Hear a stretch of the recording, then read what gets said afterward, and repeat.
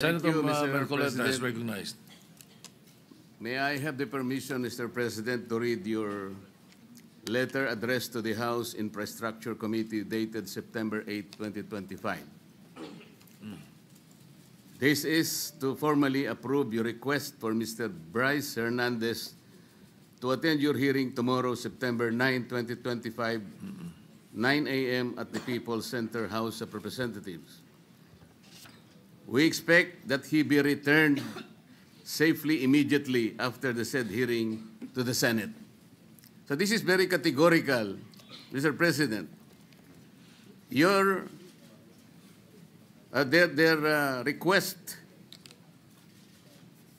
that he be called for hearing in the House of Representatives was conditioned upon his safely return to the Senate. There is no need for a motion, Mr. President. I was still the chairman of Blue Ribbon Committee at the time, and it was very clear that we committed him to the custody of our Sergeant-at-Arms, not in Quezon City, not anybody else. And so, as already asked by Senator Alan, we are not supposed to change the rule. I move, Mr. President, that he be back immediately to the custody of the Senate, not only because this is the condition that you gave them, but more importantly, in order to erase the perception that if he is here in the Senate, he is not safe. I will reject the idea that if he returns in the Senate, manganganib ang buhay niya. It is as if that we're giving credence to his statement, which I believe is not true, Mr. President. Mr. President. Majority Leader. Yes, Mr. President, with due respect to our colleague, Senator Marcoleta, there was an intervention. Actually, he was supposed to come back to the Senate, but the Speaker of the House had intervened and asked if he can be kept in the House, which you did not agree. And you said that we will put him in the PNP Custodial Center under the custody still of OSA and the Senate. Legal custody of the Yes. Senate. So Still. when he wrote the letter, Your Honor, wala pang intervention. So walang kasalanan dyan si Senate President. He was going to bring him in, but we are not bending any rule. But because the the Senate request- President already has said the rule. Mr. which President, allows the us- request of the Speaker of the House of Representatives is inconsequential here. Legal or otherwise, the custody must be here. They are only asking us to lend him to their committee. The legal custody is still acquired by the Senate. And then the committee was the one who ordered him to be legally detained in the custody of the Senate. The committee was the one who did that, not the Speaker of the House of Representatives. He could request that, but we are sorry to deny that maybe, because Mr. the President, legal custody, Mr. President, yeah. legal or physical, is still with the Senate. Mr. President, I think the points raised by Senator Marcoleta are valid. I think at that time, the witness had no fear of his life, but now he has fear of his life. We will guarantee that he's safe, even if he's in the Senate. No, that's why we're guaranteeing his safety if he's here in the Senate. But let's also be transparent, Your Honor, because I think the question there is, kung meron bang mag-iimpluwensya pa sa kanya. That Diba? was the point of the Later on. Minority Leader. Correct. There might be a perception that if he's here, he might be influenced by someone. That is also Correct, Mr. President. the Minority Leader made mention of that. And that's why I believe the Senate President made that decision to keep him in a neutral area, which is the PNP Custodial Center. But then again, Mr. President, we're a deliberative body.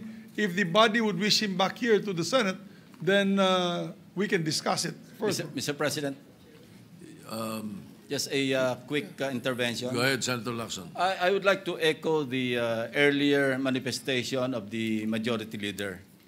Yung letter po ng ating Senate President was valid before the intervening event occurred.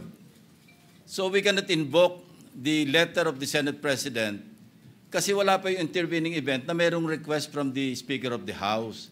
And the Senate President, using his own wisdom, granted the request, but we have not given the legal custody of Bryce Hernandez to the House. We still maintain or retain the legal custody over his person. And as I mentioned earlier, kung kailangan siya ng House, they will have to seek permission from the Senate President. Again, yes, they are not in Thank you, custody. Mr. President. Yes, Mr. Senator De La Rosa, President. yes, go ahead. Thank you, Mr. President. Mr. President, You know, Let Senator De La Rosa speak first. Go ahead. we have a very sad experience, Mr. President. Because if the reason why the Speaker requested for Bryce Hernandez to be detained not in the Senate, because for fear of being influenced by anybody or any member of the Senate. Alam mo, Mr. President, Colonel Grijaldo nag-testify dito sa ating committee about the wrongdoings of the members of the Quadcom. Nagsumbong siya dito, Mr. President. And after he read his statement, sabi niya sa amin, Sir, can I be protected by the Senate? Dahil alam kong pinag-initan ako ngayon ng House. So, I share the information to the committee and even to the leadership of the Senate. But the following day, or the days after, he was required to appear before the Quadcom and he was cited in contempt. Nang siya ay na-contempt, kinulong siya doon. At nang kinulong siya doon, look what happened. Binubombard siya doon, pinupuntahan siya doon at sinasabihan na huwag yung gusto namin na mangyari, gawin mo na para makalabas ka na dito sa kulungan. Hindi nag-give in si Colonel Grijaldo. Kinulong siya hanggang natapos ang 19th Congress. So, Mr. President, sila ay takot sa kanilang ginagawa mismo. Hindi po yan gagawain ng Senado na mag-impluensya ng resource person. Never pa nangyari yan na mayroong pumunta doon sa baba, tinakot yung nakakulong, cited in contempt na resource person. Gawain nila yan sa House of Representatives. Ginawa nila kay Colonel Grijaldo. Kaya huwag tayong basta-basta bumigay sa kanila dahil we should be independent from them, Mr. President. Hindi natin sila dapat sundin kung anong kagustuhan nila. We have to stand on our own. Thank you, Mr. President. Mr. President, Yes, Senator Marcoleta. noong pong September 8, 2025, ako pa rin po ang chairman ng Blue Ribbon Committee. Ang Blue Ribbon Committee po ang nag-approve ng legal and physical custody nung ma-cite in contempt si Bryce Hernandez. Nung makiusap po ang Speaker ng House of Representatives sa inyo, di po ba dapat nakonsulta naman ang Chairman ng Blue Ribbon Committee? Dahil kami po, ginawa namin yon through the collective wisdom of the committee. Hindi po namin gawa-gawa yon. Kaya lang namin siya sinite in contempt sapagkat halos ipamukha na namin sa kanya ang mga datos. Ibinigay ko na sa kanya ang lahat ng ipinanalo at ipinatalo niya sa kasino. Pati yung ginagamit niyang dalawang ID na galing sa LTO, ayaw pa niyang aminin. Ganun po yung nangyari. Gusto lamang namin siyang turuan ng leksyon para sa ganun kahit papano baka maisip niya na dapat sana mapahiya na siya sa sarili niya kung meron pa siyang kahihiyan. Dapat naman sana nung siya'y mag-request ngayon sa House of Representatives, hindi po sa kanya dapat manggaling ang request kung saan siya magko-custody. Ang custody po yung natapos na. Nagsalita na po ang Blue Ribbon Committee. Bakit po hindi man lang nakonsulta ang Blue Ribbon Committee? Bakit kailangan po ang House of Representatives Speaker ang mananaig sa kanyang request? Kalabisan na po ba ang Blue Ribbon Committee noong araw na yon, Mr. President? May I be clarified on what date that transpired? Yesterday or September 8 po. Monday? Yes, Mr. President. Majority Leader. Monday was the hearing here in the Senate. Monday he was cited in contempt. Yeah. But the hearing in the House was on Tuesday, September 9. Yes, And Tuesday. as, So in the evening, Opo. when yesterday, no. So in the evening, when the speaker called me Senator Marcoleta was no longer chairman of the Blue Ribbon. No more, because we had already elected It was Senator already Senator Lacson. Lacson, yes. Ibig bang sabihin po, Mr. President, nawawala ng visa yung ginawa namin? Hindi. He's Ganun po pala. He's still in legal custody. Dapat po, Therefore, igagalang po kung ano yung aming iniwan. yes, Doon tayo magsisimula. Ang iniwan ninyo, cite in contempt. Hindi And po.